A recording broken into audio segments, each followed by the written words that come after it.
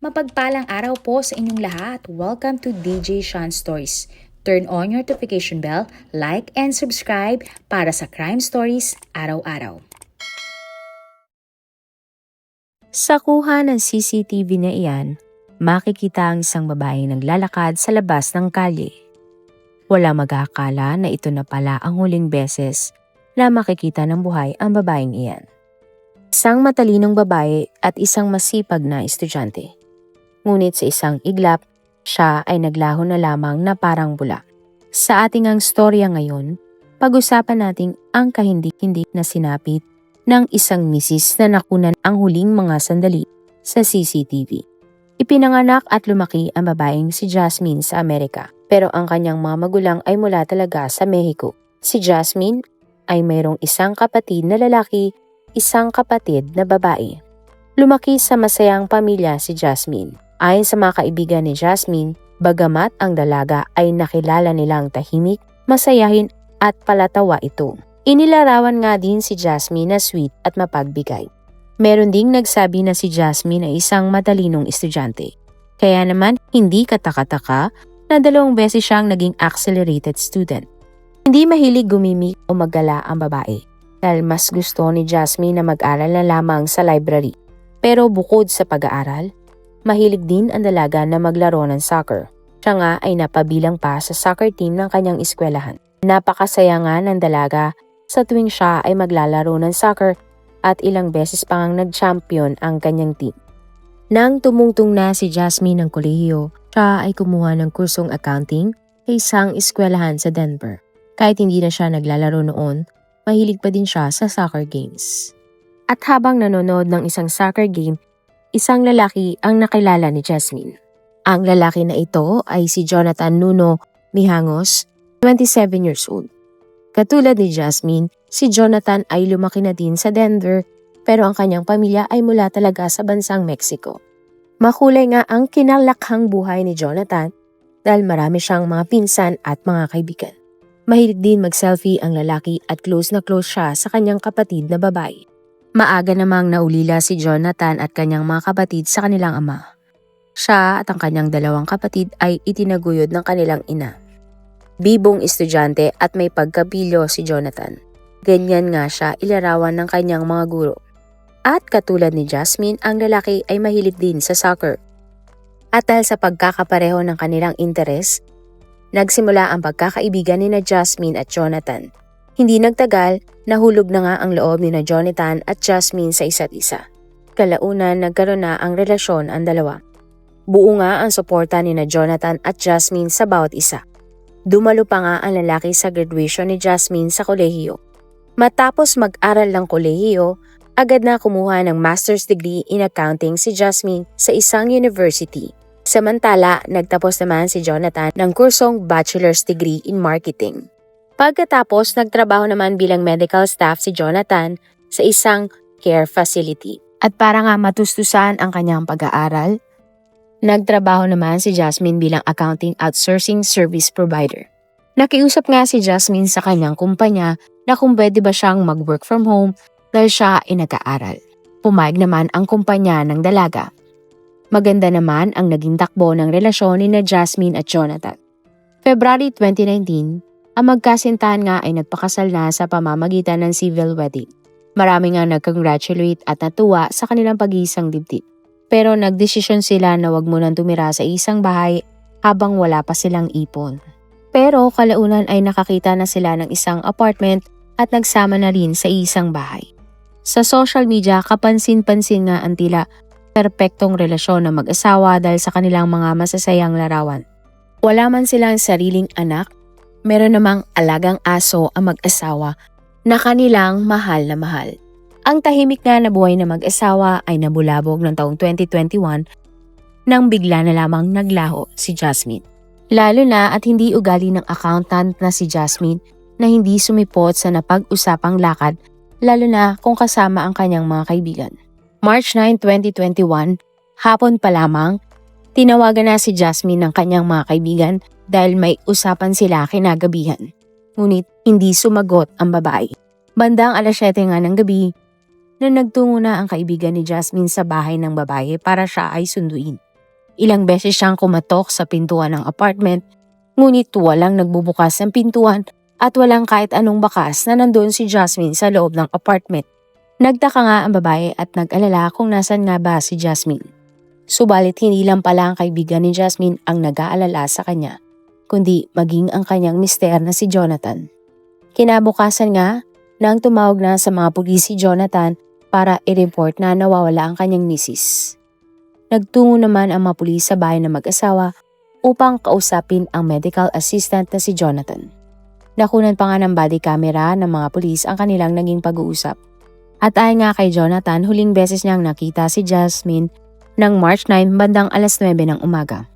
Nasa trabaho na daw si Jonathan nang nag-text si Jasmine at sinabing siya ay makikipagkita sa kanyang mga kaibigan kinagabihan.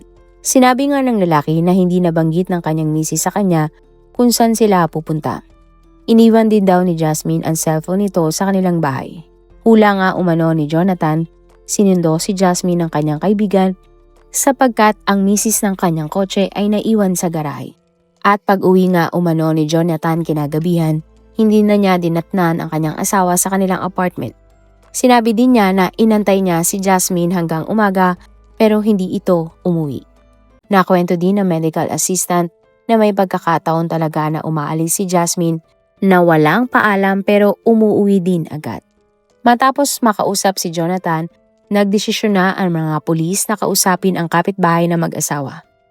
Ang witness na si Monique ay nakatira sa baba ng apartment ni na Jonathan at Jasmine.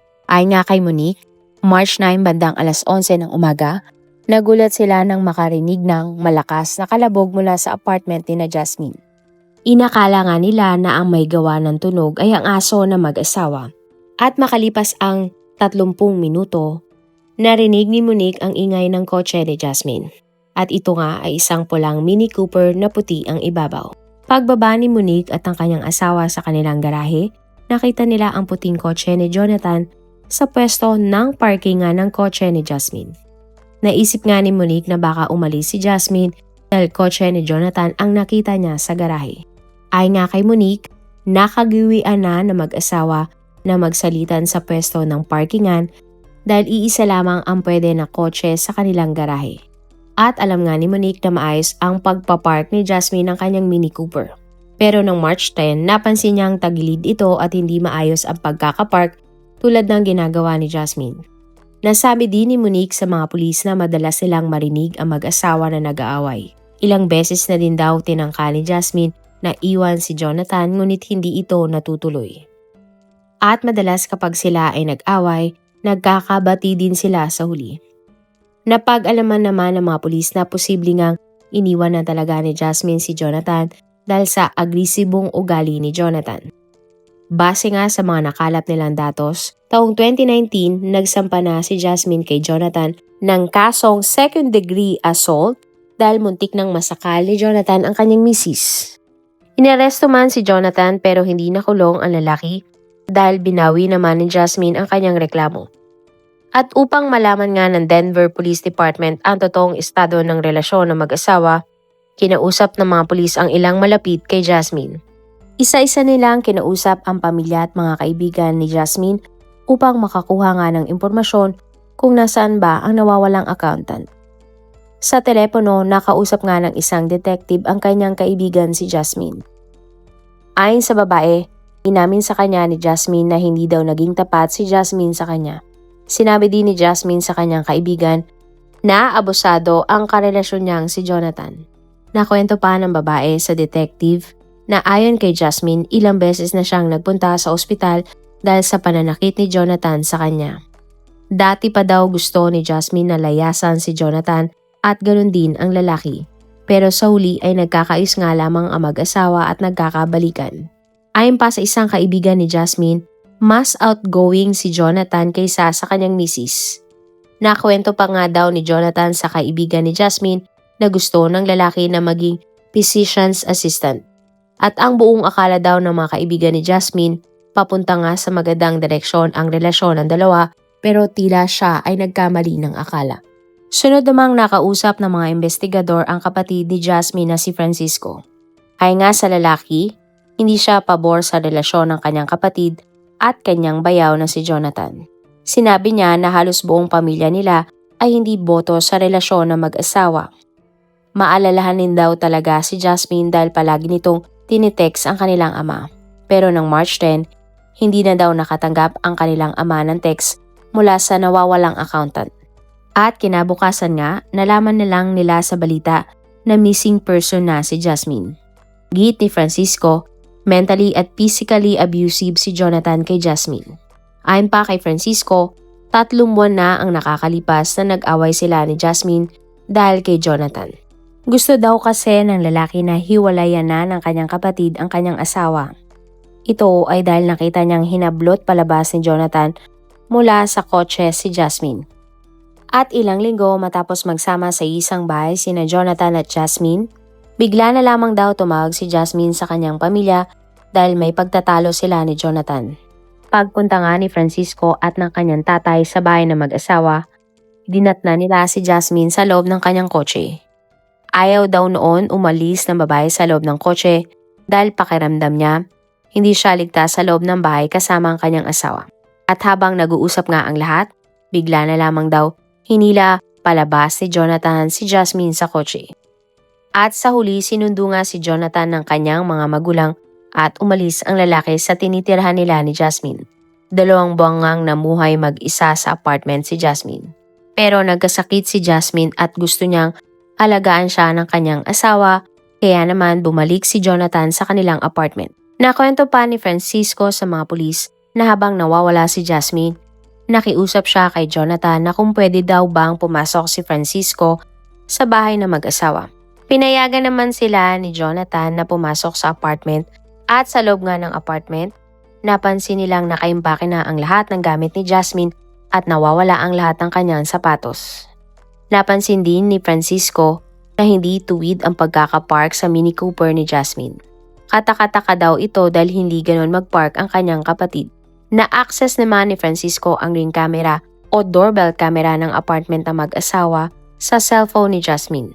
Pero nagtataka si Francisco na ng March 9 bandang alas 11 ng gabi, naka-off ang ring camera ni na Jasmine at muli lamang itong nabuksan ng alas 7 na ng umaga ng March 10. Pero sa ring camera na ito, saglit na nakunan ang babaeng si Jasmine na naglalakad isang araw bago siya mawala. At para nga mabigyan ng linaw ang totoong nangyari, pinatawag nga sa isang interrogation room ang asawa ni Jasmine na si Jonathan. At sa loob nga ng police station, sinabi ni Jonathan na ng March 9, bandang 6:30 ng umaga nang siya ay nagising. Lumabas umano ang lalaki para ilakad ang kanilang aso. Pagbalik nga ni Jonathan, tinanong siya ni Jasmine bakit hindi pa naliligo ang lalaki at sinabing baka malate na ito sa kanyang trabaho. Ayon pa kay Jonathan, sabay silang naligong mag-asawa. At habang nasa loob ng banyo, pinag-usapan nilang mag-asawa ang tungkol sa bibilhin nilang ticket para sa nalalapit na graduation ni Jasmine. Matapos maligo, pinakain daw ni Jonathan ang alaga nilang aso at nagbihis. Nagbihis din daw si Jasmine ng pajama at t-shirt. Matapos iyon, nagsimula na daw magtrabaho si Jasmine at umalis naman daw si Jonathan para sa kanyang trabaho. Sa kwentong ito ni Jonathan, wala siyang binanggit kung sila ba ay nag-away ni Jasmine, lalo na at may narinig nga na ingay ang kanilang kapitbahay ng araw na nawawala si Jasmine. Pero ayon kay Jonathan, matapos niyang umalis alas 10 ng umaga, natanggap niya ang text mula kay Jasmine na nagsasabing makikipagkita daw ang babae sa kanyang mga kaibigan. Kwento pa ng lalaki, dati daw tinatanong niya ang kanyang misis kung sino ang mga kasama nito, saan sila magpupunta at kung anong oras uuwi si Jasmine. Pero kalaunan, tumigil na umano si Jonathan sa pag-uusisa tungkol sa mga ginagawa ng kanyang misis dahil pinag-aawayan lamang nila ito mag-asawa. Sinabi daw umano ni Jasmine kay Jonathan na hindi siya ang tatay ng babae kaya wag daw magtanong-tanong pa si Jonathan sa kanya. Sa kwento pa ni Jonathan, iginit niya, masaya at walang problema ang pagmamahala nila ni Jasmine. Ayon pa sa kanya, plano na nila ni Jasmine na magkaroon ng anak. Pero kahit anong pagtatakip pa ang gawin ni Jonathan, alam na ng mga investigador ang katotohanan. Tinanong nga nila si Jonathan tungkol sa narinig na lagabog sa kanilang bahay ng kanilang kapitbahay. Pero sinabi niya na ang aso lamang nila ang may gawa ng tunog na iyon. Nilalaro umano ng aso ang isang unbreakable treats na sobrang tigas. Idiniin ni Jonathan na hindi niya kilala ang mga kapitbahay nila na nagsabing may narinig na lagabog sa kanilang unit ng gabi nang nawala si Jasmine. Ayon pa kay Jonathan, ang dapat daw makulong ay ang kapitbahay nila dahil gumagamit ito ng ipinagbabawal na gamot. Samantala, unti-unti namang nabuking ang mga kasinungalingan ni Jonathan. Hinanap nga ng mga detective sa lalaki ang sinasabi niyang text message ni Jasmine sa kanya. Pero sinabi ni Jonathan na wala siyang kopya ng text dahil palagi siyang nagbubura ng mga mensahe sa kanyang cellphone. Iginit pa ng mga investigador kay Jonathan na tila wala siyang pakialam na nawawala ang kanyang asawa dahil inuna pa niya ang kanyang trabaho. Pero ayon kay Jonathan, nagpakalat na nga siya ng missing poster at ipinamigay ito at nagkaroon nga rin sila ng search party para mahanap si Jasmine. Sa puntong ito, sinabihan na nga ng mga investigador si Jonathan na sabihin niya na ang katotohanan. Pero giit ng lalaki, nagsasabi siya ng totoo at wala siyang tinatago sa kanila. Tinanong nga muli ng investigador ang lalaki kung ano ang totoong nangyari. Pero nanindigan si Jonathan na mula nang umuwi siya ng gabi mula sa trabaho, hindi na siya umalis ng kanilang bahay. Subalit ang hindi nga alam ng medical assistant, hawak na ng mga investigador ang katotohanan dahil nakuha na nila ang impormasyon sa cellphone ng lalaki. Ayon sa investigador, ang cellphone umano ni Jonathan ay nakita nilang nagping sa cell tower sa pagitan ng East 26th Avenue at Powhatan Road ng hating gabi ng March 9. Tanong nga nila ano ang ginagawa ni Jonathan sa lugar ng ito na wala ngang masyadong tao.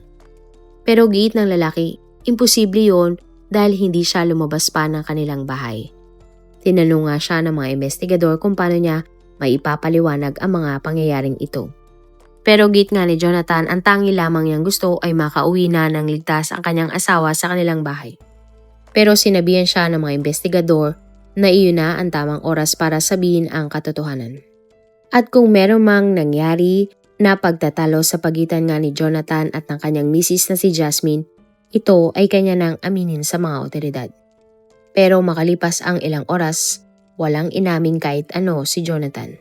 Pero inamin niyang talagang lumabas siya ng kanyang bahay ng March 9 ng madaling araw.